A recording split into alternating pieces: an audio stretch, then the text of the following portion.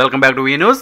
మాజీ సర్పంచ్ నల్లబెల్లి నూకరాజు మొదటి వర్ధంతి సందర్భంగా గౌరవ స్పీకర్ చింతకల అయ్యన్న పాత్రుడు నివాళులు. ఏటిగైరంపేట మాజీ సర్పంచ్ నల్లబెల్లి నూకరాజు మొదటి వర్ధంతి సందర్భంగా ఏటిగైరంపేట గ్రామంలో నూకరాజు యువసేన ఆధ్వర్యంలో రక్తదాన శిబిరం ఏర్పాటు చేశారు. ఈ రక్తదాన శిబిరంలో 26 మంది రక్తదానం చేశారు.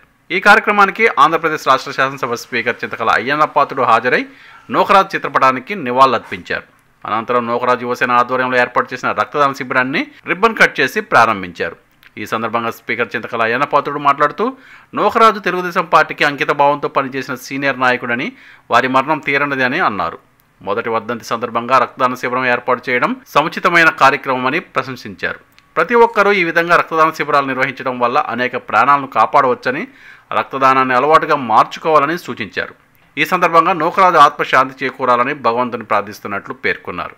ఈ కార్యక్రమంలో గొలగొండ మండలం పార్టీ అధ్యక్షులు అడిగారు అప్పలనాయుడు, గ్రామ యువత, తెలుగుదేశం పార్టీ యువకులు, మండల నాయకులు తదితరులు పాల్గొని నూకరాజుకి ఘనమైన నివాళులు అర్పించారు. అందరికీ నమస్కారం అండి. మా తెలుగుదేశం పార్టీ సీనియర్ నాయకులు నూకరాజు గారు స్వర్గస్థులై ఈ రోజుకి సరిగ్గా సంవత్సరం అయింది. చూస్తుండగానే సంవత్సరం అయిపోయింది. చాలా మంచి నాయకుడు, ఒక క్రమశిక్షణ తోటి పార్టీ కోసం రాత్రి బోలు కష్టపడిన వ్యక్తి. అటువంటి వ్యక్తి చనిపోవడం అన్నది మా అందరికి కూడా జీర్ణించుకోలేని విషయం. మరి వేళ 1 ఇయర్ పూర్తయిన సందర్భంగా వాళ్ళ అబ్బాయిలు, కుటుంబ సభ్యులందరూ కలిసి ఇక్కడ రక్తదాన శిబిరాన్ని ఏర్పాటు చేయడం జరిగింది. అది కూడా చాలా మంచి కార్యక్రమం. చాలామంది రక్తం లేక చాలా ఇబ్బంది పడుతున్నారు.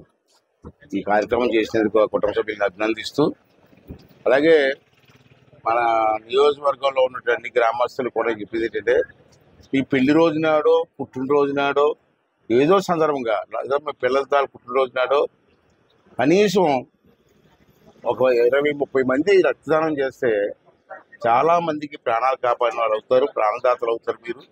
అది ఇది ఒక అలవాటు. కేక్ కట్ చేయడం, పుట్టినరోజు కేక్ కట్ చేయడం ఎలాగ అలవాటు, అలా రక్తదానం కూడా ఒక అలవాటుగా మార్చుకుంటే చాలా బాగుంటుందని చెప్పి నా ఆలోచన. అంచేత అందరూ కూడా పాటిస్తారని చెప్పి, అట్లీస్ట్ మన నర్సీపట్నం నియోజకవర్గం ఒక మోడల్గా తయారు చేసుకుంటే మనల్ని చూసి మిగతా నియోజకవర్గాలు కూడా రెడీ అవుతారు. అంచేత ఈ కార్యక్రమం మంచి కార్యక్రమం కూడా అందరూ కూడా ఆలోచించి కోరుకుంటూ, అలాగే నూకరాజు గారికి మరి ఆ భగవంతుడు